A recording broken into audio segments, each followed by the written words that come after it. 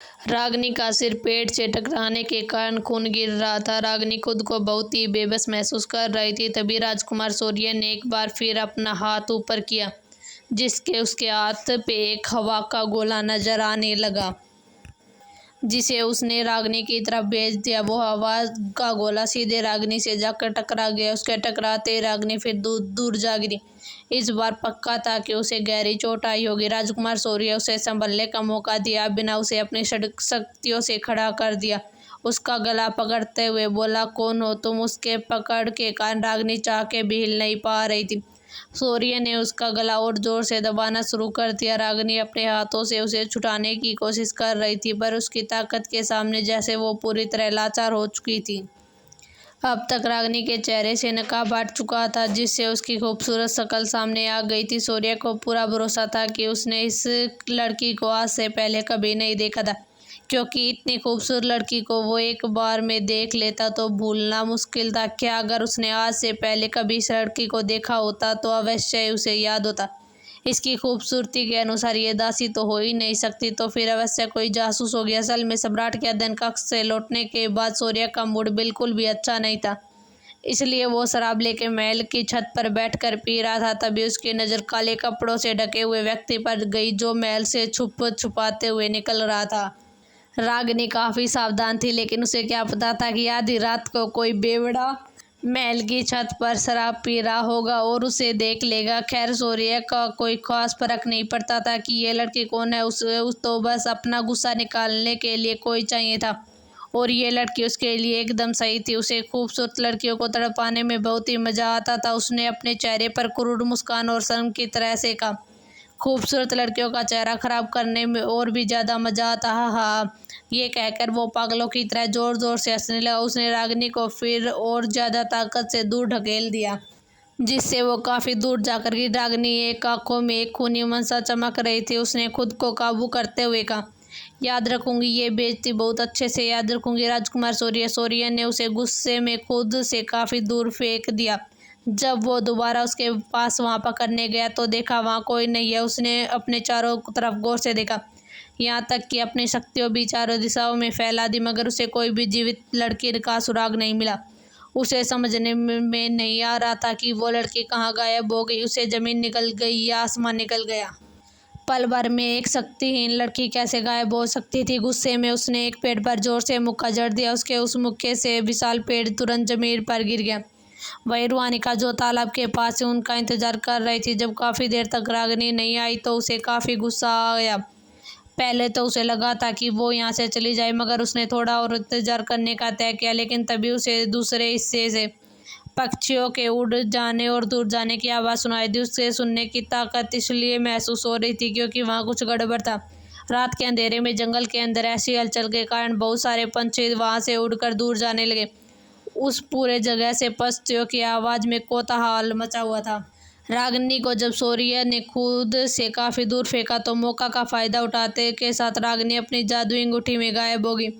उसके सिर से अभी भी ताज़ा खून निकल रहा था। जब उसने अपने शरीर के अंदर झाँका तो उसे समझ आ गया कि इस बार उसे काफ़ी गहरी अंदरूनी चोटें भी आई हैं। बड़ी हिम्मत करके उसने सामने खड़े होने की कोशिश की, मगर वो फिर से वापस ज़मीन पर गिर पड़ी। उसकी चोटें सच में बहुत ही ज़्यादा गंभीर थी। आज के हादसे से उसे इतना तो समझ आ गया था कि जब उसके पास ताकत ही नहीं बची तो उसकी कोई भी औकात नहीं है। दर्द से वो ज़मीन पर ही लेट गई, उसकी आंखें बंद कर ली, मगर उसके होठों पर एक खतरनाक मुस्कान उभर आई। जब राजकुमार शौर्य ने उसका गला पकड़ा था तो रागिनी जानती थी कि वो चाहकर भी अपने हाथ से नहीं छुड़ा पाएगी, मगर फिर भी उसने जानबूझकर ये करने की कोशिश की थी। राजकुमार शौर्य को लगा कि वो खुद को छुड़ाने की कोशिश कर रही है, मगर असल में उसके नाखूनों में एक घातक जहर था जो उसने राजकुमार शौर्य के नसों में डाल दिया था।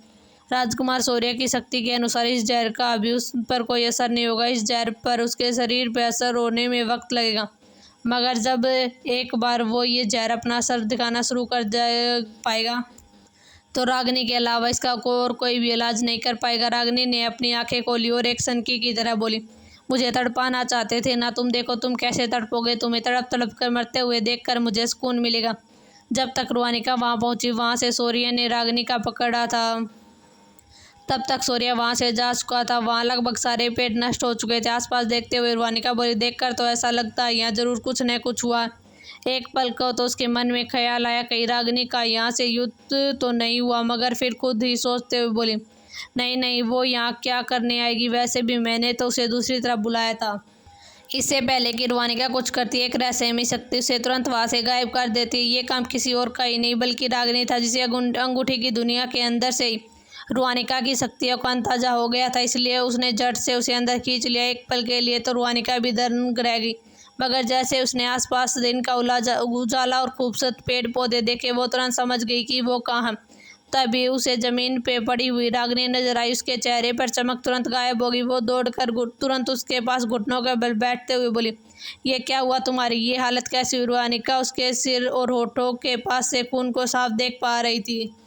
राजकुमारी ने बस 2 ही शब्दों में अपना जवाब दिया, राजकुमार शौर्य। रुआनिका चौंकते हुए बोली, राजकुमार शौर्य? मतलब राजकुमार शौर्य से अभी तुम यहाँ बाहर जंगल में टकराई थी? रागिनी ने बस हाँ में सिर हिला दिया। उसका चेहरा पीला पड़ चुका था। रुआनिका राजकुमार शौर्य को कोसते हुए बोली, उसे और कोई काम धंधा नहीं है क्या?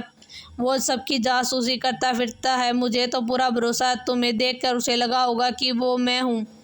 एक दिन न मैं उसे जरूर सबक सिखाऊंगा। रुआनिका ने उसका हाथ पकड़ा और उसके अंदर अपनी शक्तियाँ भरने लगी, जिससे कि उसकी अंदरूनी चोटें लगी थी वो भरना शुरू हो गई। इस प्रक्रिया से थोड़ी देर में रुआनिका की सारी चोटें भर गई।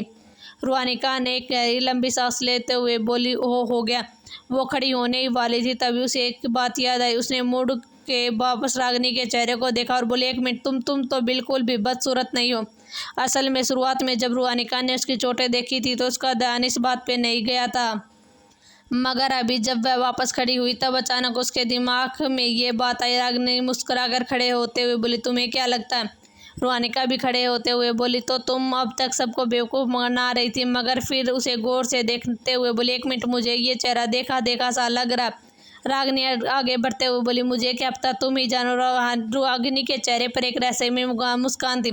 रुआनिका उसके पीछे दौड़ लगाई और उसका रास्ता रोकते हुए बोली, पहाड़ पर वो लड़की जिससे मैं हारी थी, वो तुम ही थे ना? इससे पहले कि रागिनी को जवाब देती, रुआनिका खुद ही बोली, हाँ हाँ, वो तुम ही थी। फिर वो कुछ याद करते हुए बोली, तभी तभी जब मैंने तुम्हें वहाँ राजमहल में पहली बार देखा था तो तुम्हारी आंखें बहुत ही पहचानी सी लग रही थी, मगर तुम्हारा बदसूरत रूप देखकर मुझे शक ही नहीं हुआ। रागिनी उसे इस तरह खुद से बात करते देख बोली, मैंने कब मना किया कि वो मैं नहीं हूँ? मैं ये याद करते हुए रुआनिका गुस्से से तिल मिलाते हुए बोले, मैं तुमसे हार गई, हो ही नहीं सकता। फिर से लड़ो, इस बार मैं जीत के ही रहूंगी। रागिनी ने अपना हाथ उठाया और उसके कंधे को थपथपाते हुए बोली, तलवारबाजी ही करनी है ना, कभी और कर लेना, ठीक है? फिलहाल न तो मेरे अंदर ताकत और ना हिम्मत। जिस काम के लिए बुलाया था वो बताओ। रुआनिका उसकी एक टूक बात देखकर बोली, ठीक है, बता रही हूँ, सुनो। तो वही रियान जब सम्राट के महल से अपने कमरे में वापस लौटा तो उसने अपने अधीनस्थों को रागिनी के बारे में इकट्ठा की गई जानकारी को लाने का आदेश दिया। रियान इस वक्त शाही महल में था, इसलिए सारी जानकारी रियान के महल में लाने का में थोड़ा वक्त लग गया। इस बीच रियान अपनी कुर्सी पर बिल्कुल भावहीन चेहरे के साथ बैठा हुआ था। उसके दिमाग में क्या चल रहा था कोई भी नहीं बता सकता था। नकुल रागिनी की सारी जानकारी लेकर रियान के कमरे की तरफ जा रहा था तो रियान का एक और खास आदमी उसे देखकर बोला, नकुल, तुम्हें क्या लगता है महामहिम ने उस मूर्ख लड़की की जानकारी को क्यों मंगाया होगा? वो आज सम्राट से मिलकर आए थे, क्या सम्राट ने उन पर दबाव बनाया है? नकुल अनल की बात सुन के उसे घूरते हुए बोला, देखो, आज से पहले राजकुमार ने कभी भी राजकुमारी रागिनी का जिक्र नहीं किया है। तब तक तुम लोग उसके बारे में जो भी बोलते हो कोई समस्या वाली बात नहीं थी, लेकिन अब जरा अपने शब्दों पर लगाम रखो। वो राजकुमार की पत्नी है, इसलिए वो कोई ऐसी व्यक्ति नहीं है जिसका हम अपमान कर सकते हैं। और रही बात हमारे राजकुमार की, तो मुझे नहीं लगता कि खुद महाराज भी उन्हें किसी कार्य के लिए उनकी इच्छा के विरुद्ध विवश कर सकते। जरूर ही उन्हें राजकुमारी में कुछ अनोखा लगा होगा, तभी तो वो उनकी जांच परख कर रहे हैं, वरना जिन लोगों की उन्हें कोई परवाह नहीं होती राजकुमार उन पर नजर तक नहीं डालते। इसलिए तुम्हें सलाह दे रहा हूँ, अनल, राजकुमार के सामने अपने शब्दों पर ध्यान देना। ये कहते हुए वो रियान के कमरे की तरफ जा रही थी। उनकी आवाज़ काफ़ी धीमी थी, मगर छाया में खड़ी एक लड़की ने उन दोनों की बातें साफ साफ सुनी थी।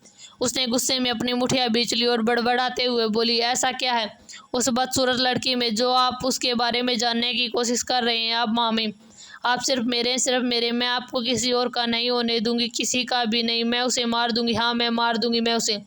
ये कहते वक्त उस लड़की की आंखों में एक अजीब सी सनक और मौजूद थी, कुछ भी कर गुजरने की। ये लो, रागिनी की एक और नई दुश्मन बन गई और बेचारी को खबर तक नहीं है।